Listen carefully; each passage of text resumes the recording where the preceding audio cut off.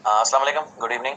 तमाम दोस्त इस वेबिनार पे मैं वेलकम करता हूँ। मैं जान ज़ब रशीद लॉगिन कर रहा हूँ पावरपोर से और आज कुछ डिफरेंट टॉपिक्स हैं जिसके ऊपर आपके साथ कुछ ट्रेनिंग है जो शेयर करूँगा मैं। अगर आप लोगों को मेरी आवाज़ क्लियरली आ रही है तो काइंडली मुझे मैसेज बॉक्स पे थ्रू इन्फॉर्म कर दें।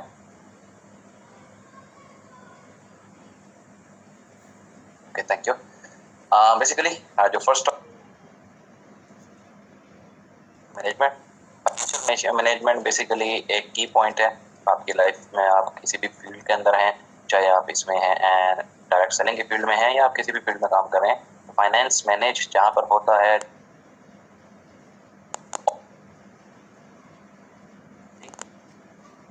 भी हम बुरे मत में जाने से बच जाते हैं।